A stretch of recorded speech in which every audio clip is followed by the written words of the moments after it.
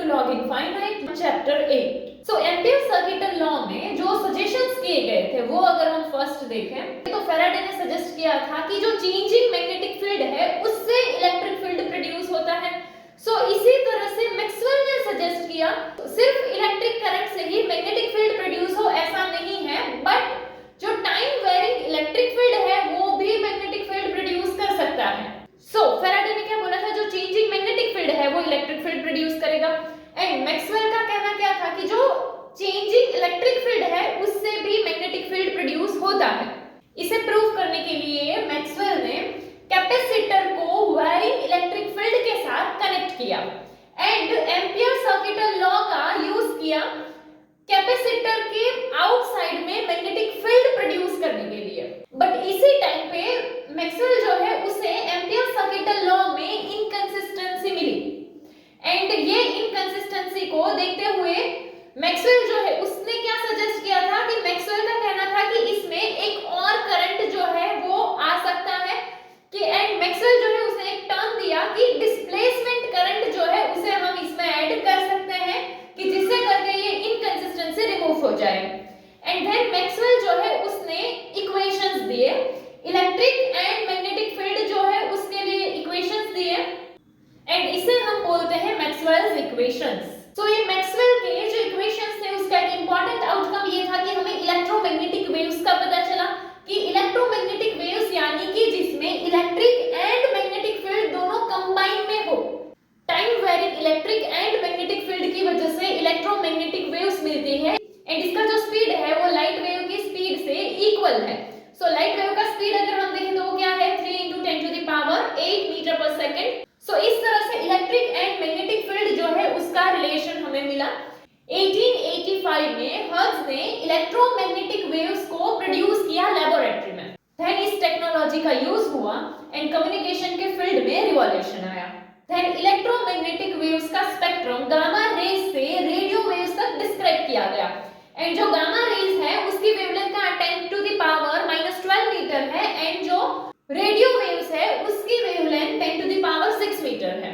सो यहाँ पर सिर्फ हमें जो देखना है वो क्या है कि एम्पियर सर्किटल लॉ में मैक्सवेल को इनकंसिस्टेंसी मिला था एंड इस इनकंसिस्टेंसी को रिमूव करने के लिए उसने सजेस्ट किया था कि डिस्प्लेसमेंट करंट का टर्म जो है उसे इक्वेशन में ऐड करना चाहिए. देन उन्होंने इलेक्ट्रिक एंड मैग्नेटिक फील्ड के लिए इक्वेशंस दिए एंड ये इक्वेशंस को मैक्सवेल्स इक्वेशंस बोलते हैं. इसके थ्रू हमें इलेक्ट्रोमैग्नेटिक वेव्स के बारे में पता चला. देन इलेक्ट्रोमैग्नेटिक वेव्स के स्पेक्ट्रम को डिस्क्राइब किया गया and electric and magnetic field के बीच की रिलेशनशिप एस्टैब्लिश हुई डिस्प्लेसमेंट करंट. मैक्सवेल ने प्रूव किया था कि चेंजिंग इलेक्ट्रिक फील्ड से मैग्नेटिक फील्ड मिल सकता है एंड इस चीज को फर्स्ट टाइम जो है वो ऑस्टर्ड ने प्रूव किया था. नाउ ये इंपॉर्टेंट क्यों है? सो ये radio waves, gamma waves, electromagnetic waves ये सारे फिनोमेना को एक्सप्लेन करता है. सो यहाँ पे हमारे पास जिस तरह से डायग्राम है इसमें हमने पैरेलल प्लेट कैपेसिटर लिया है. सो फर्स्ट वाले डायग्राम में अगर हम देखें तो यहाँ हमारे पास एक पैरेलल प्लेट कैपेसिटर है. सो कैपेसिटर के चार्जिंग के टाइम पर सपोज कि t जितने टाइम पर करंट फ्लो हो रहा है एंड यहाँ पर कैपेसिटर है. कैपेसिटर के आउटसाइड पे इधर सपोज कि हमारे पास एक पॉइंट P है एंड इस P पॉइंट से हम इस तरह से एक लूप लेते हैं, सर्कुलर लूप. एंड ये जो सर्कुलर लूप है वो उसका प्लेन एंड ये जो हमारा करंट कैरिंग वायर है वो दोनों ही एक दूसरे से परपेंडिकुलर होंगे क्योंकि प्लेन इस तरह से एंड करंट इस तरह से फ्लो हो रहा है तो इसीलिए वो दोनों एक दूसरे से परपेंडिकुलर होंगे. एंड ये सिमेट्रिक के हिसाब से हम क्या बोल सकते हैं कि इस लूप के ऊपर के कोई भी पॉइंट पे मैग्नेटिक फील्ड जो है उसका मैग्नीट्यूड इक्वल आएगा. तो सपोज कि यहाँ पर हमारे पास P पॉइंट है कैपेसिटर के आउटसाइड पे, यहाँ पर जो P पॉइंट है उसके लिए अगर हम एम्पियर सर्किटल लॉ का यूज करते हैं तो एम्पियर सर्किटल लॉ हमने 4th चैप्टर में देखा था एंड हमारे पास उसका फॉर्मूला क्या आया था, close integration of B dot dl equals to mu naught sigma I. तो हमारे पास वही है close integration of B dot dl equals to mu naught IT. तो ये IT क्या है तो कि ये यहाँ पर टोटल सिग्मा I है. नाउ सपोज कि मैग्नेटिक फील्ड जो है मैग्नेटिक फील्ड का मैग्नीट्यूड किसके जितना हो, B के जितना हो एंड ये अगर हम क्लोज इंटीग्रेशन ऑफ dl देखते हैं तो ये हमारा पूरा जो लूप है वो कैसा है, सर्कुलर है. तो अगर हम इसका पूरे का इंटीग्रेशन करेंगे तो सर्कमफेरेंस के इक्वल आएगा. सो इसीलिए यहाँ पर क्लोज इंटीग्रेशन ऑफ dl जो है वो क्या आ जाएगा 2πr. इसका वैल्यू अगर इक्वेशन 1 में पुट करते हैं तो यहाँ पर क्या आ जाएगा b एंड ये dl जो है उसके लिए 2πr equals to mu naught IT. इस तरह से हमें इक्वेशन मिलेगा. नाउ अगर हम दूसरे दो जो डायग्राम है उसे कंसीडर करते हैं कि ये जो B वाला है एंड C वाला है, इसमें अगर हम देखें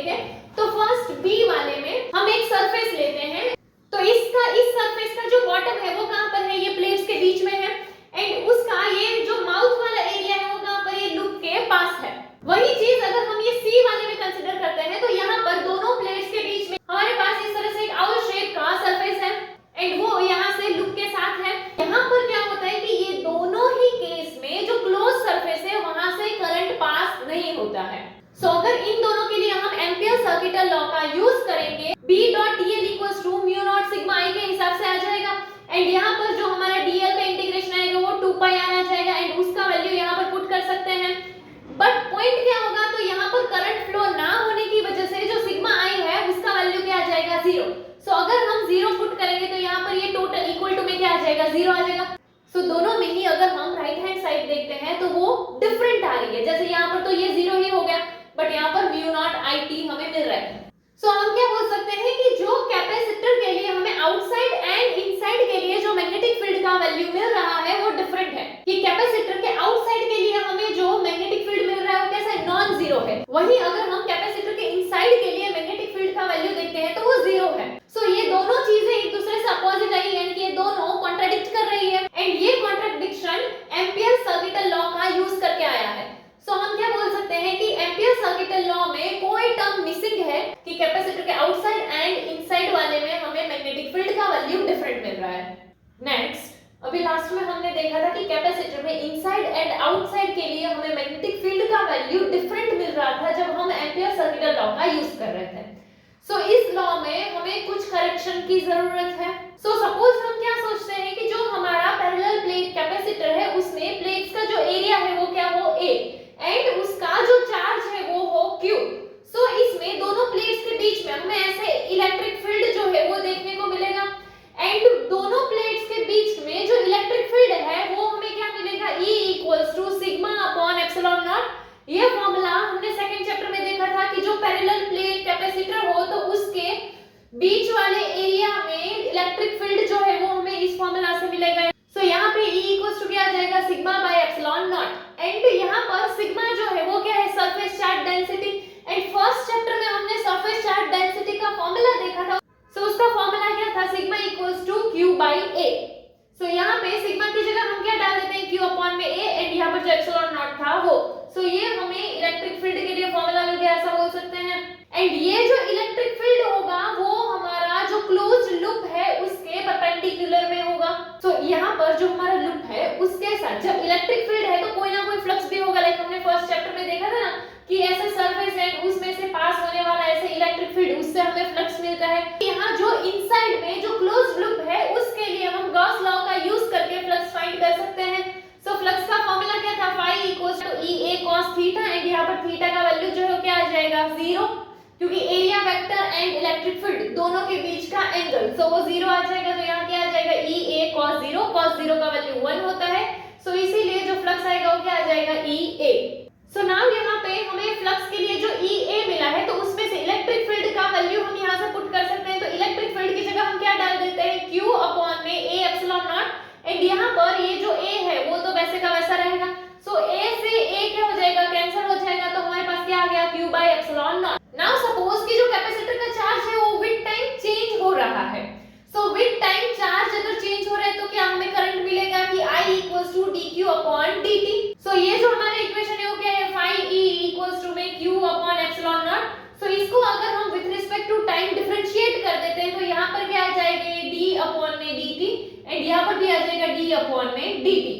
तो यहाँ पे हम डिफरेंशिएट तो सिर्फ चार्ज को ही करेंगे, एप्सिलॉन नॉट कांस्टेंट निकल जाएगा, इसलिए क्या आ जाएगा 1 upon epsilon naught dq by dt and ये dq बाय dt जो है वो क्या बन जाएगा, I। सो इसीलिए हमारा क्या आ जाएगा, d phi by dt equals to में I upon epsilon naught. So यहाँ पे ये हमें इस तरह से मिल रहा है कि d phi upon dt equals to में I upon epsilon naught. So अगर हमें I का वैल्यू चाहिए तो ये एप्सिलॉन नॉट यहाँ पर डिवीजन, यहाँ से यहाँ तो मल्टीप्लिकेशन, तो इसीलिए जो करंट का वैल्यू मिलेगा वो क्या होगा, epsilon not d phi upon dt। सो यहाँ पर तो हमें करंट का एक नया वैल्यू मिला है। सो हम क्या बोल सकते हैं कि जो भी एम्पियर सर्किटल लॉ में मिसिंग टर्म था वो यही करंट हो सकता है। सो अगर हम एम्पियर सर्किटल लॉ में इसका यूज करते हैं तो जो हमारा कैपेसिटर के इनसाइड एंड आउटसाइड वाला मैग्नेटिक फील्ड जो है उसका मैग्नीट्यूड इक्वल आ सकता है। सो ये मिसिंग टर्म है। सो यहाँ पर करंट है तो हम क्या बोल सकते हैं कि जो टोटल करंट है वो टोटल करंट क्या होगा, IC प्लस ID होगा। एंड जब भी IC प्लस ID हो उसी टाइम पे हमें इनसाइड एंड आउटसाइड पे मैग्नेटिक फील्ड का वैल्यू सेम मिलेगा। सो ये IC एंड ID क्या है वो पहले तो अगर हम देखें तो IC यानी कि ये वो करंट है जो हमें चार्ज फ्लो होने से मिल रहा है एंड इसीलिए इस करंट को हम क्या बोलते हैं, कंडक्शन करंट। ID वो डिस्प्लेसमेंट करंट है, इसमें क्या होगा कि इलेक्ट्रिक फील्ड चेंज होता है। इलेक्ट्रिक फील्ड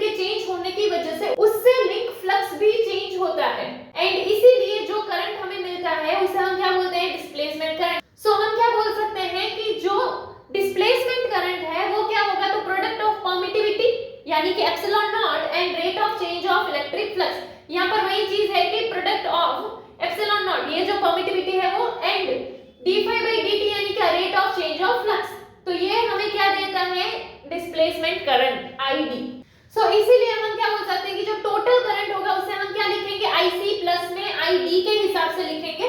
सो यहाँ पर होगा क्या हो, तो जहां पर आउटसाइड वाले में अगर हम देखेंगे तो फ्लो ऑफ चार्ज की वजह से हमें करंट मिल रहा है, यानी कि वो कंडक्शन करंट होगा, तो वो क्या हो जाएगा, IC इक्वल्स टू में I, एंड उस टाइम पे डिस्प्लेसमेंट करंट का वैल्यू क्या आ जाएगा, 0 आ जाएगा। सेम वे अगर हमारा rate of change of flux के हिसाब से करंट हमें मिल रहा है, तो फिर हम उसको क्या बोल देंगे, डिस्प्लेसमेंट करंट ID, तो वो ID इक्वल्स टू में I हो जाएगा, एंड उस टाइम पे जो कंडक्शन करंट होगा वो क्या हो जाएगा, 0। तो अगर हमें इस तरह से हम करंट का वैल्यू लेते हैं तो इनसाइड एंड आउटसाइड पे हमें मैग्नेटिक फील्ड इक्वल मिलेगा। सो हम एम्पियर सर्किटल लॉ में IT जो है उसकी प्लेस पर IC प्लस ID का यूज करते हैं। सो हमारा एम्पियर सर्किटल लॉ क्या था, close integration of B dot dl equals to में म्यू नॉट IT ऐसा था। सो यहाँ पर हम क्या लिख सकते हैं कि close integration of B dot dl mu naught IC plus mu naught ID, and यहाँ पर अगर हम म्यू नॉट को कॉमन निकाले तो क्या बचेगा, यहाँ पे IC एंड यहाँ पर क्या है ID, एंड यहाँ पर जो है हम फॉर्मूला से कंपेयर करें तो क्या था हमारा कि म्यू नॉट IT, एंड ये IT यानी यहाँ पर अभी हमने देखा कि IC प्लस ID होगा। सो ये हमारा मिसिंग टर्म जो है वो डिस्प्लेसमेंट करंट है, एंड ये displacement current is product of permittivity and rate of change of flux. And जब हम एम्पियर सर्किटल लॉ में conduction current and displacement current का यूज करते हैं तो उस टाइम पे हमें इनसाइड एंड आउटसाइड पे मैग्नेटिक फील्ड का वैल्यू इक्वल मिलता है। नेक्स्ट, इस लॉ को हम कैसे लिख सकते हैं, इस तरह से लिख सकते हैं, ये जो एप्सिलॉन नॉट d∅e/dt ये क्या था, डिस्प्लेसमेंट करंट का वैल्यू। अभी हमने देखा आउटसाइड वाला जो रीजन है वहां पर कंडक्शन करंट होगा IC, एंड वहां पर डिस्प्लेसमेंट करंट क्या हो जाएगा, 0। सेम वे कैपेसिटर के इनसाइड में अगर हम देखेंगे तो जो डिस्प्लेसमेंट करंट है उसी से हमें करंट का वैल्यू मिलेगा, एंड वहां पर कंडक्शन करंट का वैल्यू 0 हो जाएगा। सो डिस्प्लेसमेंट करंट जो है उसका यूज करके हम इलेक्ट्रिक एंड मैग्नेटिक फील्ड के लॉ को सिमेट्रिकली रिप्रेजेंट कर सकते हैं, बट ये टोटल सिमेट्री शो नहीं करते हैं। एंड अगर हम फैराडे का इलेक्ट्रोमैग्नेटिक इंडक्शन का लॉ देखें तो उसके अकॉर्डिंग क्या था, rate of change of magnetic flux is equals to induced EMF। Changing magnetic field जो है उससे इलेक्ट्रिक फील्ड प्रोड्यूस होता है, same way changing electric field है उसकी वजह से मैग्नेटिक फील्ड प्रोड्यूस हो रहा है, एंड यहाँ पर जो मैग्नेटिक फील्ड प्रोड्यूस हो रहा है वो उसका सोर्स क्या है, डिस्प्लेसमेंट करंट है। सो हम मेनली ये बोल सकते हैं कि चेंजिंग इलेक्ट्रिक फील्ड और मैग्नेटिक फील्ड वही एक दूसरे को प्रोड्यूस करते हैं, यानी कि अगर चेंजिंग इलेक्ट्रिक फील्ड है तो मैग्नेटिक फील्ड प्रोड्यूस करेगा, चेंजिंग मैग्नेटिक फील्ड है तो इलेक्ट्रिक फील्ड प्रोड्यूस करेगा। सो हमारे पास दो है, एक तो फैराडे का इलेक्ट्रोमैग्नेटिक इंडक्शन का लॉ है, and secondly ampere Maxwell law है। सो एम्पियर मैक्सवेल लॉ में तो डायरेक्टली अगर हम देखें हम ये बोल सकते हैं कि जो हमारा टोटल करंट है एम्पियर सर्किटल लॉ के हिसाब से जो टोटल करंट है वो total current will be summation of conduction current and displacement current, वो हमारा एम्पियर मैक्सवेल लॉ है। एंड इसका एक इंपॉर्टेंट रिजल्ट अगर हम देखें तो वो है इलेक्ट्रोमैग्नेटिक वेव्स, कि जहां पर हमें electric field and magnetic field देखने को मिलता है। नाउ हमने चैप्टर के स्टार्टिंग में फर्स्ट लेक्चर में मैक्सवेल्स इक्वेशन के बारे में देखा था। सो यहाँ पर वो 4 इक्वेशंस हैं हमारे, कि जिसमें फर्स्ट है हमारा गॉस लॉ फॉर इलेक्ट्रिसिटी, इसको हमने फर्स्ट चैप्टर में देखा था, एंड वो हमें क्या मिला था, E dot dA equals to Q upon में एप्सिलॉन नॉट। एंड इसी लॉ को अगर हम मैग्नेटिज्म के लिए देखते हैं तो क्या आ जाएगा, B dot dA equals to 0, क्योंकि मैग्नेट में मोनोपोल्स एग्जिस्ट नहीं करेंगे, ऐसा हमने इसके पहले वाले चैप्टर्स में देखा था। एंड फैराडे लॉ के अकॉर्डिंग हम क्या बोल सकते हैं कि close integration of E dot dl equals to minus d∅v by dt। And ampere Maxwell law जो कि हमने यहाँ पर डिराइव किया है वही हमारा ये एम्पियर मैक्सवेल लॉ है। सो ये क्या है, मैक्सवेल्स इक्वेशन, एंड इसमें कौन सी चीज क्या है वो अगर हम देखें तो E जो है वो इलेक्ट्रिक फील्ड शो कर रहा है, A जो है वो एरिया शो कर रहा है, epsilon not permittivity of vacuum है, एंड ये d∅v/dt rate of change of magnetic flux show कर रहा है, एंड ये जो इतना टर्म है एप्सिलॉन नॉट d∅e/dt ये हमें डिस्प्लेसमेंट करंट शो कर रहा है, एंड ये म्यू नॉट जो है वो परमेबिलिटी ऑफ वैक्यूम है। इलेक्ट्रोमैग्नेटिक वेव्स में जैसे कि अब तक हमने देखा है कि इसमें electric field and magnetic field present होगा। So electric field and magnetic field अगर हमें प्रोड्यूस करना है तो जो स्टेशनरी चार्जेस एंड ऐसे जो मूविंग चार्जेस है कि जो कांस्टेंट वेलोसिटी से मूव कर रहे हैं वो इलेक्ट्रोमैग्नेटिक वेव्स के सोर्स नहीं हो सकते हैं। नाउ ऐसा क्यों? सो जो स्टेशनरी चार्जेस है वो सिर्फ इलेक्ट्रिक फील्ड प्रोड्यूस करेंगे, एंड जो मूविंग चार्जेस है वो electric field and magnetic field produce करते हैं। बट यहाँ पर हमने मूविंग चार्जेस कैसे लिए हैं? विद कांस्टेंट वेलोसिटी, यानी कि जो electric field and magnetic field जो है वो टाइम वेरिंग नहीं होंगे। सो इसीलिए जो stationary charges and constant velocity से मूव करने वाले moving charges electromagnetic waves produce नहीं कर सकते हैं। सो इलेक्ट्रोमैग्नेटिक वेव्स प्रोड्यूस कैसे होंगे? सो मैक्सवेल के अकॉर्डिंग जो एक्सेलरेटेड चार्जेस होते हैं वो इलेक्ट्रोमैग्नेटिक वेव्स प्रोड्यूस कर सकते हैं। नाउ ये एक्सेलरेटेड चार्जेस कौन सा होंगे? तो जो ऑसिलेटिंग चार्जेस होते हैं वो एक्सेलरेटेड मोशन का ही एग्जांपल है कि जब कोई भी चार्ज है वो कोई फ्रीक्वेंसी से अगर ऑसिलेट कर रहा है तो उसकी वजह से oscillating electric field and magnetic field produce होगा। ये फिनोमेना रिपीटेशन में होगा तो उसकी वजह से इलेक्ट्रोमैग्नेटिक वेव्स बनेंगी। एंड ये जो electric field and magnetic field का प्रोपगेशन का डायरेक्शन होगा वो परपेंडिकुलर होगा, and electric field and magnetic field भी एक दूसरे से परपेंडिकुलर होते हैं। सो ये परपेंडिकुलर वाला केस अगर हमें समझना है तो उसके लिए हम इस तरह से तीन एक्सिस ले लेते हैं 3D वाली। चलो तो इसमें से एक जो है वो x axis, y axis and z axis इस तरह से होगा। नाउ पहला पॉइंट है तो electric field and magnetic field दोनों एक दूसरे से किस तरह से होंगे? परपेंडिकुलर होंगे, यानी कि जैसे ये एक्सिस जो है वो यहाँ पर है, ठीक है, एंड ये एक्सिस यहाँ पर है एंड एक एक्सिस यहाँ पर है। सो सपोज कि हमारा एक जो है फील्ड इस तरह से मूव कर रहा है, ठीक है, कि वो जो है अलोंग ये वाली एक्सिस ऐसे मूव कर रहा है। फिर जो दूसरा फील्ड है वो कैसे? वो उससे इस तरह से मूव कर रहा हो, यानी कि जो दूसरा है वो सपोज क्या इस तरह से दूसरी एक्सिस में मूव कर रहा है। ओके, सो समझ में आना कि जो सपोज इलेक्ट्रिक फील्ड जो है वो इलेक्ट्रिक फील्ड यहाँ से इस तरह से ऐसे ऑसिलेट कर रहा है एंड मैग्नेटिक फील्ड इस तरह से ऑसिलेट कर रहा है। सो दोनों किस तरह से चल रहे होंगे कि एक जो है वो यहाँ से नीचे से इस तरह से चल रहा होगा एंड एक ऊपर से इस तरह से चल रहा होगा। तो दोनों एक दूसरे के परपेंडिकुलर आएंगे एंड दोनों जो है वो आगे कहां पर बढ़ रहे होंगे? ये दोनों एक्सिस के जो परपेंडिकुलर एक्सिस है वहां पर ये प्रोपोगेट हो रहे होंगे, यानी कि जिन दो एक्सिस में ये magnetic field and electric field जो है वो ऑसिलेट हो रहा है उसकी थर्ड एक्सिस यानी कि उसके जो परपेंडिकुलर है उसमें ये प्रोपोगेट हो रहा होगा। तो जैसे देखो कि ये जो है इस एक्सिस की अलोंग ये एक्सिस के हिसाब से एक फील्ड आगे बढ़ रहा है, दूसरा अलोंग ये एक्सिस में फील्ड आगे बढ़ रहा है एंड वो जा कहां? तो कि ये जो थर्ड एक्सिस है उसमें प्रोपोगेट हो रहा है। ओके, सो प्रोपोगेशन का डायरेक्शन जो है वो इलेक्ट्रिक एंड मैग्नेटिक फील्ड के परपेंडिकुलर होता है and electric field and magnetic field जो है वो भी एक दूसरे को परपेंडिकुलर ऑसिलेट करते हैं। अगर हम इसको इस तरह से देखें कि हमारा एक इलेक्ट्रिक फील्ड इस तरह से यहाँ से ऐसे आगे बढ़ रहा है तो वो अलोंग इस एक्सिस से आगे बढ़ रहा होगा, ऐसा बोल सकते हैं। वैसे ही अगर सपोज कि हम देखें हमारा मैग्नेटिक फील्ड जो है वो ऐसे आगे बढ़ रहा है, यानी कि वो यहाँ से ऐसे जाएगा, ठीक है। सो ये ऐसे जा रहा है एंड ये ऐसे जा रहा है, इस तरह से जा रहा है एंड ये दोनों एक दूसरे से कैसे परपेंडिकुलर है।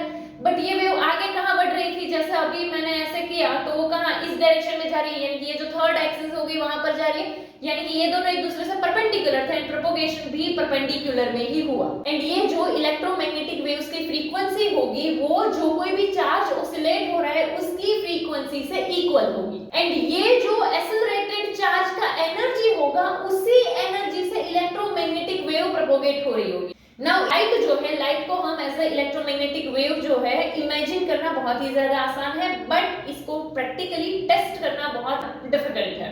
सो अगर हमें इसका एक्सपेरिमेंटल प्रूफ चाहिए इलेक्ट्रोमैग्नेटिक वेव्स के लिए सो उसके लिए हमें और भी ज्यादा लोअर रेंज की फ्रीक्वेंसी की जरूरत है।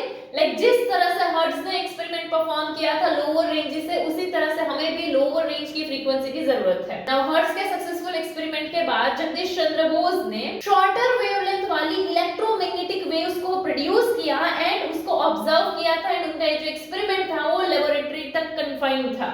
एंड इसी टाइम में मार्कोनी को इलेक्ट्रोमैग्नेटिक वेव्स जो है उसे कुछ किलोमीटर्स तक ट्रांसमिट करने में सक्सेस मिली एंड यहां से ही कम्युनिकेशन के फील्ड में इलेक्ट्रोमैग्नेटिक वेव्स का यूज शुरू हुआ।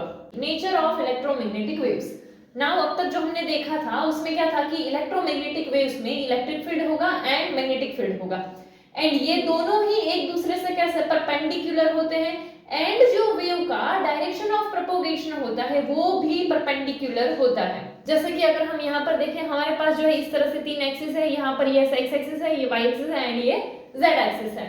सो यहाँ पर सपोज कि जो हमारा इलेक्ट्रिक फील्ड है वो कहाँ पर x एक्सिस से है, कि जैसे ये x एक्सिस है यानी कि वो यहाँ से ऐसे होगी। सो हमारा जो इलेक्ट्रिक फील्ड है वो यहाँ से इस तरह से जा रहा है। एंड फिर अगर हमारा मैग्नेटिक फील्ड जो है वो सपोज कहाँ पर हो, y एक्सिस में हो ना, वो y एक्सिस में हो यानी कि जैसे देखो यहाँ पे ये x एक्सिस है, सो y एक्सिस उसके परपेंडिकुलर यानी इस तरह से कहीं होगी y एक्सिस। सो यहाँ पर जो मैग्नेटिक फील्ड होगा वो इस तरह से आगे बढ़ रहा होगा, ठीक है, कि एक फील्ड जो है ना वो इस तरह से आगे बढ़ रहा है एंड जो दूसरा है वो उसके इस तरह से आगे बढ़ रहा है। तो ये दोनों ही एक दूसरे से क्या होंगे, परपेंडिकुलर होंगे। वैसे यहाँ पर दिख रहा है कि जैसे ये वाला जो है ये क्या है, मैग्नेटिक फील्ड है एंड ये जो है ब्लैक वो इलेक्ट्रिक फील्ड है। सो इलेक्ट्रिक फील्ड इस तरह से आगे बढ़ रहा है, वही मैग्नेटिक फील्ड इस तरह से आगे बढ़ रहा है। तो दोनों एक दूसरे से क्या परपेंडिकुलर है। एंड ये दोनों आगे कौन सी डायरेक्शन में बढ़ रहे हैं, तो यहाँ पर देखो ये हमारा x एक्सिस था, ये y एक्सिस था एंड ये है z एक्सिस, ये थर्ड एक्सिस है कि जिसमें वो प्रोपोगेट हो रहा है। यानी कि जो electric field and magnetic field एक दूसरे से परपेंडिकुलर होते ही है, बट उसका जो इलेक्ट्रोमैग्नेटिक वेव का डायरेक्शन ऑफ प्रोपोगेशन है वो भी इन दोनों के परपेंडिकुलर होगा। सो वेव जो है वो कौन सी डायरेक्शन में प्रोपोगेट हो रही है, z एक्सिस में। यहाँ पे अगर हमें इक्वेशन देखना है इलेक्ट्रिक फील्ड के लिए एंड मैग्नेटिक फील्ड के लिए, तो जो हमारा वेव के इक्वेशन के हिसाब से क्या आ जाएगा, इलेक्ट्रिक फील्ड के लिए Ex इक्वल्स टू में E naught sine k z minus omega t, and यहाँ पर मैग्नेटिक फील्ड के लिए क्या आ जाएगा, By equals to B naught sine k z minus omega t। So यहाँ पर जो है ये हमारा इलेक्ट्रिक फील्ड x एक्सिस में है इसीलिए आया है, एंड यहाँ पर हमारा मैग्नेटिक फील्ड जो है वो y एक्सिस में है इसीलिए By आया है। सो ये i कैप वाला कंपोनेंट है एंड ये j कैप वाला कंपोनेंट है, ऐसा भी बोल सकते हो। एंड ये जो इक्वेशन है उससे हमें क्या पता चलेगा कि जो हमारा फील्ड है वो साइन फंक्शन के अकॉर्डिंग वेरी कर रहा है। ये जो इक्वेशंस थे ये 11th में वेव्स जो था उसमें आ चुके हैं। k जो है वो क्या है, वेव वेक्टर, एंड उसका जो फॉर्मूला है वो है 2 पाई अपॉन लैम्डा, एंड ये जो है वो हमें प्रोपोगेशन का डायरेक्शन शो करता है। एंड इसका जो रेशियो है कि ओमेगा अपॉन के इक्वल्स टू वेव स्पीड होता है, एंड ये जो ओमेगा है वो क्या होगा, एंगुलर फ्रीक्वेंसी। सो हम ऐसा बोल सकते हैं कि जो हमारा W अपॉन के वो इक्वल्स टू में क्या होगा, c, क्योंकि यहाँ पर क्या है, वेव स्पीड। एंड इसके अगले वाले लेक्चर्स में हमने सीखा था कि wave speed is equals to speed of light. So यहाँ पर हम ऐसे c ले सकते हैं, तो ये k यहाँ डिवीजन है, यहाँ से यहाँ जाएगा तो मल्टीप्लाई आ जाएगा। सो क्या हो जाएगा, omega equals to ck। And अगर हमें c का वैल्यू देखना हो तो हमने 5th चैप्टर में c के लिए एक और वैल्यू देखा था, वो क्या था, c equals to 1 upon root mu naught epsilon naught. तो हम इस वैल्यू का भी यूज कर सकते हैं। नाउ फर्स्ट हम ये इक्वेशन देखते हैं कि ओमेगा इक्वल्स टू ck है। सो ओमेगा तो एंगुलर फ्रीक्वेंसी है, एंड एंगुलर फ्रीक्वेंसी का फॉर्मूला क्या था, 2 पाई न्यू, और तुमने ऐसा फॉर्मूला देखा होगा कि omega equals to 2 pi f, ये भी फ्रीक्वेंसी ही है। सो ओमेगा की जगह क्या डाल देते हैं, 2 पाई न्यू इक्वल्स टू में फिर c था वो तो वैसे ही है, एंड k, तो k का वैल्यू यहाँ पर हमने देखा 2 पाई बाई लैम्डा, तो वही वाला पुट कर दिया 2 पाई अपॉन लैम्डा। सो ये 2 पाई से 2 पाई कैंसिल हो सकता है। सो न्यू इक्वल्स टू क्या आ जाएगा हमारा, c lambda. So nu equals to आ गया c अपॉन लैम्डा, एंड ये लैम्डा यहाँ से यहाँ भेजेंगे तो क्या हो जाएगा, c equals to nu lambda. And wave में हमें इलेक्ट्रिक एंड मैग्नेटिक फील्ड के रिलेशन के बारे में देखना हो तो हम ऐसा बोल सकते हैं कि E naught upon B naught equals to C, यानी ratio of electric and magnetic field will be equal to speed of light. तो अगर हमें यहाँ से मैग्नेटिक फील्ड फाइंड करना हो तो B नॉट यहाँ डिवीजन में यहाँ से यहाँ जाएगा तो ऊपर चला जाएगा, एंड C यहाँ से नीचे जाएगा, so B naught equals to E naught upon C, ऐसा बन सकता है। नाउ अगर हम देखते हैं energy density, electric and magnetic field के लिए अगर एनर्जी डेंसिटी देखें, सो सपोज कि हमारे पास जो कोई भी रीजन है उसमें इलेक्ट्रिक फील्ड E प्रेजेंट है, एंड अगर इलेक्ट्रिक फील्ड प्रेजेंट है तो उसका कुछ ना कुछ एनर्जी डेंसिटी होगा। एंड हमने सेकंड चैप्टर में ही ये फॉर्मूला देखा था energy density of electric field, वो क्या है, half epsilon naught E square. And यही चीज अगर हमें मैग्नेटिक फील्ड के लिए देखनी हो, यानी कि हमें मैग्नेटिक फील्ड के लिए एनर्जी डेंसिटी देखनी हो तो क्या बोल सकते हैं, rho b equals to b square upon 2 mu naught. So यहाँ पे ये जो है वो इलेक्ट्रिक फील्ड के लिए इसीलिए E लिखा, यहाँ पर मैग्नेटिक फील्ड के लिए इसीलिए B लिखा। सो यहाँ पर अगर ये तुम्हें पता नहीं है कहाँ से आया b स्क्वायर अपॉन में 2 म्यू नॉट, सो तुम इससे भी डिराइव कर सकते हो कि हमारे पास जो है वो क्या था, half epsilon naught E square, ऐसा था। सो ये हाफ तो वैसे का वैसा रहेगा। नाउ मैग्नेटिक फील्ड के लिए हमने जो फिफ्थ चैप्टर देखा था, उस फिफ्थ चैप्टर में हमने कंपेयर किया था इलेक्ट्रिक वाली सारी चीजें एंड मैग्नेटिक वाली सारी चीजों को। सो उसमें एक कंपैरिजन आया था, वो क्या था, एप्सिलॉन जो है वो किससे कंपेयर करते थे, 1/μ0। तो यहाँ पर इसीलिए नीचे क्या लिख देते हैं, μ0। एंड इलेक्ट्रिक फील्ड है उसको किससे करा था, मैग्नेटिक फील्ड से। सो यहाँ पर ई स्क्वायर है तो हम क्या लिख देते हैं यहाँ पर बी स्क्वायर। सो इसीलिए यहाँ पर जो हमारा एनर्जी डेंसिटी आएगा वो क्या हो जाएगा, बी स्क्वायर अपॉन में 2μ0। सो एनर्जी डेंसिटी अगर हमें देखना हो इलेक्ट्रोमैग्नेटिक वेव के लिए, तो वहां पर तो दोनों की वजह से होगा, इलेक्ट्रिक फील्ड की energy density and magnetic field का एनर्जी डेंसिटी। सो इसीलिए जो टोटल एनर्जी डेंसिटी मिलेगा will be equals to rho E plus rho B. And यहाँ पर रो ई का वैल्यू हमने फाइंड कर लिया है, रो बी का भी वैल्यू फाइंड कर दिया है, तो उसे पुट कर देते हैं। तो रो ई की जगह हम क्या लिख देते हैं, half epsilon naught E square plus rho B जो है उसके प्लेस पर हम लिखते हैं बी स्क्वायर अपॉन 2μ0। एंड यहाँ पर अगर हम देखें तो बी स्क्वायर के लिए हम एक और फॉर्मूला पुट कर सकते हैं कि लाइक देखो मैग्नेटिक फील्ड है उसके लिए यहाँ पर हमने फॉर्मूला फाइंड किया, वो क्या है, E अपॉन में C। तो E को अगर हम ऐसे ही रखे एंड C का वैल्यू अगर हम पुट करें तो C का वैल्यू क्या है, 1 अपॉन रूट μ0 एप्सिलॉन नॉट। तो यहाँ पर क्या आ जाएगा, 1 अपॉन रूट में μ0 एप्सिलॉन नॉट। डिनोमिनेटर का डिनोमिनेटर न्यूमरेटर जाएगा तो क्या हो जाएगा, E रूट μ0 एप्सिलॉन नॉट। ये हमें B का वैल्यू मिल सकता है, B इक्वल्स टू, सो अगर हम ये वैल्यू पुट करें तो यहाँ पर क्या है, B स्क्वायर है। सो B स्क्वायर की जगह पर हम क्या लिख सकते हैं, तो यहाँ पर अगर स्क्वायर है तो इधर भी स्क्वायर हो जाएगा।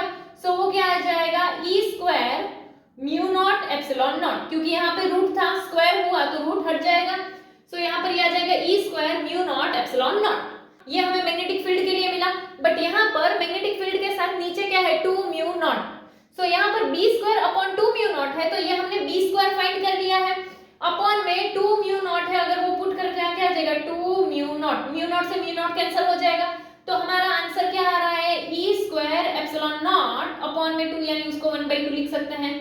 सो यहाँ पर अगर हम ये कैलकुलेशन करें तो ये जो है इस पूरे का आंसर हमारा क्या आ रहा है, half E square epsilon naught. And हम ये वैल्यू डायरेक्ट अगर पुट कर दे तो जो इलेक्ट्रिक के लिए था वो तो वही आ जाएगा कि half epsilon naught E square, then plus अभी ये जो मैग्नेटिक वाला ये जो पूरा टर्म है, इस पूरे टर्म का आंसर हमने यहाँ पर अलग से फाइंड कर लिया है, वो क्या है, half epsilon naught E square. तो यहाँ पर दोनों जगह पर हाफ है, यानी कि डिनोमिनेटर सेम है, तो उसको एक बार लिखेंगे, यानी कि डिनोमिनेटर को एक बार ऐसे लिख देंगे एंड न्यूमरेटर का क्या हो जाएगा, प्लस, यानी कि epsilon naught E square plus में एप्सिलॉन नॉट E स्क्वायर। तो ये दोनों का प्लस होगा, यानी क्या आ जाएगा, 2 epsilon naught E square upon 2। सो वो आ जाएगा 2 epsilon naught E square upon 2, 2 से 2 कैंसिल हो जाएगा। तो इसीलिए जो हमारा एनर्जी डेंसिटी आया वो क्या गया, एप्सिलॉन नॉट E स्क्वायर। ये है इलेक्ट्रोमैग्नेटिक वेव के लिए energy density. Next, electromagnetic waves की जो स्पीड है फ्री स्पेस में और यू कैन से वैक्यूम में, वो एक कांस्टेंट है एंड उसका जो वैल्यू होता है वो क्या है, 3 × 10⁸ मीटर पर सेकेंड। इस स्पीड का यूज करके हम लेंथ के लिए स्टैंडर्ड यूनिट डिफाइन कर सकते हैं। लेंथ के लिए जो स्टैंडर्ड यूनिट है वो क्या है, मीटर। सो मीटर को डिफाइन करने के लिए हम इस कांस्टेंट का यूज कर सकते हैं। सो इससे हम मीटर को डिफाइन कैसे करते हैं, तो 1/c सेकंड में लाइट ने वैक्यूम में जितना डिस्टेंस ट्रैवल किया है उसे हम क्या बोलते हैं, 1 मीटर। 1/c यानी क्या हो जाएगा, 1 अपॉन में ये c जो कांस्टेंट है उसका वैल्यू है। सो ये जो है किसके इक्वल आएगा, 1 मीटर के इक्वल आता है। सो इससे हम लेंथ का जो स्टैंडर्ड यूनिट है वो ला सकते हैं। सो यहाँ पर हम क्या बोल सकते हैं कि ये लेंथ का जो स्टैंडर्ड यूनिट है वो क्या, तो कि in terms of time and c है। Characteristics of electromagnetic waves. So electromagnetic waves जो होती है वो transverse and non mechanical waves होती है। सो 11th में तुमने longitudinal waves and transverse waves सीखी होगी। ट्रांसवर्स वेव क्या होगी कि जिसमें पार्टिकल जो है वो वेव प्रोपोगेशन के डायरेक्शन के परपेंडिकुलर ऑसिलेट करता है, तो उसे हम ट्रांसवर्स वेव्स बोलते हैं। एंड नॉन मैकेनिकल वेव्स यानी कि ऐसी वेव्स की जिसको मीडियम की जरूरत नहीं होती है, जैसे लाइट वेव्स है तो उससे मीडियम की जरूरत नहीं होती है, वो वैक्यूम में भी जो है वो पास हो सकती है। बट अगर हम साउंड वेव देखें तो साउंड वेव को मीडियम की जरूरत होती है। हर्ट्ज के एक्सपेरिमेंट से ये पता चला कि इलेक्ट्रोमैग्नेटिक वेव्स जो है उसमें डिफ्रैक्शन, रिफ्रैक्शन, पोलराइजेशन, ये सारी चीजें होती है। नाउ ये जो सारी चीजें हैं वो हमें 9th चैप्टर में देखनी ही है। एंड इलेक्ट्रोमैग्नेटिक वेव्स जो है वो पोलराइज्ड होती है, ये हमें कैसे पता चला? सो एएम रेडियो से ब्रॉडकास्टिंग स्टेशन तक में जो वेव्स है उसको देख के हमें ये पता चला कि इलेक्ट्रोमैग्नेटिक वेव्स जो है वो कैसे होगी? पोलराइज्ड होती है। एंड जो हमारे एएम रेडियोस है, अगर वो टेलीस्कोपिक एंटेना है उसमें, तो ये टेलीस्कोपिक एंटेना जो वेव है उसके इलेक्ट्रिक पार्ट से रिस्पॉन्ड करते होंगे। अगर हमारे रेडियो में हॉरिजॉन्टल एंटेना है जो कि इनसाइड में प्रेजेंट होता है, सो अगर हॉरिजॉन्टल एंटेना प्रेजेंट है तो फिर वो वेव के मैग्नेटिक पार्ट से सेंसिटिव होता है। एंड वेव्स जो है, ये जो वेव्स है वो एनर्जी एंड मोमेंटम ट्रांसमिट करती है। जो भी हमारी इलेक्ट्रोमैग्नेटिक वेव्स है वो जैसे अगर ऐसे कोई भी सरफेस पर आती है तो उस सरफेस पे जब वो कोलाइड होती है तो एक सरफेस के ऊपर प्रेशर एक्सर्ट होता है कि जिसे हम बोलते हैं रेडिएशन प्रेशर। एंड कोई भी सरफेस पे सपोज कि एनर्जी इंसिडेंट हो रही है टी टाइम में एंड उसका जो एनर्जी है वो क्या है? u। एंड ये एनर्जी जो है वो अगर कंप्लीटली एब्जॉर्ब होती है तो उस टाइम पर जो मोमेंटम होगा वो हमें कैसे मिलेगा? p = u/c। एंड जैसे सपोज कि सनशाइन में हमारा हाथ है, सो कुछ टाइम के बाद हमारा जो हाथ है ना उसका टेम्परेचर बढ़ जाता है, यानी यू कैन से हमें वार्म फील होता है। सो हम बोल सकते हैं कि वहां पर एनर्जी जो है वो एब्जॉर्ब हुई है, बट वहां हमें प्रेशर फील नहीं होता है क्योंकि मोमेंटम स्मॉल होता है। नाउ एवरेज फोर्स अगर हम देखें जो सरफेस पे होता है वो क्या है? फोर्स = P/T एंड ये P जो है वो क्या है? मोमेंटम। सो अगर हमें इससे प्रेशर ढूंढना हो तो प्रेशर का फॉर्मूला क्या होता था? Force upon area. एंड यहाँ पर तो हमने फोर्स देखा है जो क्या है? मोमेंटम अपॉन में टी। सो ये जो मोमेंटम अपॉन में टी का वैल्यू अगर डालेंगे तो ये P/T एंड ये जो ए नीचे था वो तो हमें इस तरह से प्रेशर मिल सकता है। ये प्रेशर के लिए P है, ये मोमेंटम के लिए है। इलेक्ट्रोमैग्नेटिक वेव्स जो है वो एनर्जी को एक प्लेस से दूसरी प्लेस पर लेकर जाती है। सो हमारी अर्थ पे जो एनर्जी आती है वो कहां से? सन से अर्थ पे एनर्जी आती है। एंड उसी वजह से, इस एनर्जी की वजह से ही हमें अर्थ पे लाइफ देखने को मिलती है। ये एनर्जी कैरी करते हैं और इसीलिए ब्रॉडकास्टिंग स्टेशन से radio and TV signals energy carry करते हैं। सोर्स से डिस्टेंस पे electric field and magnetic field जो है वो सेम फेज में होते हैं। एंड अगर हम ऐसे electric field and magnetic field के लिए डायरेक्शन देखेंगे तो वो प्रोपगेशन की डायरेक्शन में होगा। एंड यहाँ पर जो हमने एक्सपेरिमेंट देखा था उसी में हर्ट्ज जो है उसने वेवलेंथ फाइंड की थी। एंड वेवलेंथ फाइंड करने के बाद उन्होंने इलेक्ट्रोमैग्नेटिक वेव्स का स्पीड फाइंड किया था जो कि लाइट की स्पीड से इक्वल था, इलेक्ट्रोमैग्नेटिक वेव्स। सो मैक्सवेल ने जब इलेक्ट्रोमैग्नेटिक वेव्स के बारे में बताया उस टाइम पे इलेक्ट्रोमैग्नेटिक वेव्स सिर्फ विजिबल लाइट को ही कंसीडर किया जाता था क्योंकि उस टाइम पे बाकी की वेव्स के बारे में पता नहीं था, जैसे कि इंफ्रारेड है, अल्ट्रावायलेट है, ये रेज के बारे में इंफॉर्मेशन नहीं थी। बट 19th सेंचुरी के एंड टाइम पर एक्सरे एंड गामा रेज जो है वो इन्वेंट हो गए। एंड प्रेजेंटली अगर हम देखें तो जो इलेक्ट्रोमैग्नेटिक स्पेक्ट्रम में हम जो स्टडी करते हैं उसमें light waves, X ray, gamma waves, radio waves, microwaves, ultraviolet, infrared, ये सारी वेव्स जो है वो इलेक्ट्रोमैग्नेटिक स्पेक्ट्रम का पार्ट है। नाउ ये वेव्स का जो क्लासिफिकेशन है वो फ्रीक्वेंसी के बेसिस पे किया गया है। एंड ये जो फ्रीक्वेंसी पे बेसिस पे इलेक्ट्रोमैग्नेटिक वेव्स का क्लासिफिकेशन किया जाए उसे क्या बोलते हैं? Electromagnetic spectrum. नाउ ये जो वेव्स है वो ऐसे कंटिन्यूएशन में होती है, तो ये जो अलग-अलग वेव्स है इसके लिए कोई सेपरेटिंग बाउंड्री नहीं होती है, ये ऐसे कंटिन्यूएशन में ही होती है। एंड ये जो क्लासिफिकेशन है वो किस पर बेस्ड है? तो ये वेव्स कैसे प्रोड्यूस हुई है एंड ये वेव्स कैसे डिटेक्ट होती है। ह्यूमन आई जो है वो इस पूरे स्पेक्ट्रम के एक पार्ट से सेंसिटिव है जो कि है ये visible spectrum. Next, radio waves. Now radio waves को हम कैसे प्रोड्यूस करते हैं? सो जो कंडक्टर्स में एक्सेलरेटेड चार्जेस होते हैं उससे रेडियो वेव्स प्रोड्यूस होती है। एंड इसकी जो रेंज है वो 500 किलोहर्ट्ज से 1000 मेगाहर्ट्ज जितनी होती है। सो इसमें फर्स्ट है हमारे पास एएम रेंज एंड इसका जो रेंज है वो 530 किलोहर्ट्ज से 1710 किलोहर्ट्ज है। देन हमारे पास होती है एसडब्ल्यू वेव्स, शॉर्ट वेव्स, कि जिसकी वेवलेंथ जो है वो स्मॉल होती है और यू कैन से जिसकी फ्रीक्वेंसी हाई होती है। टीवी ट्रांसमिशन में जो वेव्स यूज होती है उसकी फ्रीक्वेंसी दी हुई है। देन एफएम है जो कि रेडियो फ्रीक्वेंसी का बैंड है, उसकी रेंज भी है। एंड मोबाइल फोन में जो अल्ट्रा हाई फ्रीक्वेंसी का यूज किया जाता है कम्युनिकेशन के लिए। सो यहाँ पे सारी वेव्स जो है उन सब के लिए रेंज दी हुई है। रेडियो वेव्स है उसके लिए 0.1 से 600 जितना होगा। फ्रीक्वेंसी जो है वो 500 किलोहर्ट्ज से 1000 मेगाहर्ट्ज होगी। रेडियो वेव्स को प्रोड्यूस करने के लिए एक्सेलरेटेड चार्जेस हैं या फिर ऑसिलेटिंग सर्किट के थ्रू भी किया जा सकता है। एंड रेडियो वेव्स को मार्कोनी ने फाइंड किया था। एंड ये जो है इसमें हमें रिफ्लेक्शन एंड रिफ्रैक्शन ये दोनों चीजें देखने को मिलती है। सो ये जो है रेडियो वेव्स की इंफॉर्मेशन थी। रेडियो वेव्स के बाद हमारे पास है माइक्रोवेव्स। माइक्रोवेव्स जो है वो स्पेशल टाइप की वैक्यूम ट्यूब से प्रोड्यूस होती है एंड ये शॉर्ट वेवलेंथ वाली रेडियो वेव्स है ऐसा बोल सकते हैं। एंड इसका रेंज भी हमारे पास है एंड इसकी जो फ्रीक्वेंसी है वो भी हमें दी हुई है। नाउ माइक्रोवेव का यूज कहां पर होता है वो अगर हम देखें, माइक्रोवेव्स जो है वो शॉर्ट वेवलेंथ की है एंड इसीलिए एयरक्राफ्ट नेविगेशन में यूज होने वाली रडार सिस्टम में हम इस वेव्स का यूज करते हैं। एंड जो रडार सिस्टम है वो fighter aircraft, water transport, satellites इन सब में डायरेक्शन कंट्रोल में भी यूज में आती है। एंड रडार जो है वो ही बेसिस प्रोवाइड करता है फॉर स्पीड गन्स कि जिसका यूज जो हम tennis servers, automobiles and in सब में करते हैं। इसके अलावा माइक्रोवेव्स जो है वो माइक्रोवेव ओवन्स में यूज की जाती है एंड ऐसे ओवन्स में माइक्रोवेव की जो फ्रीक्वेंसी है वो इस तरह से सिलेक्ट की जाती है कि जिससे करके वाटर की जो फ्रीक्वेंसी है उससे रेजोनेट करे। सो वाटर मॉलिक्यूल्स में काइनेटिक एनर्जी ट्रांसमिट होगी। एंड जो हमारे नॉर्मल माइक्रोवेव ओवन्स होते हैं उसकी रेंज हमें दी गई है कि जिसका हम यूज करते हैं फूड को कुक करने के लिए या वार्म करने के लिए। Next infrared waves.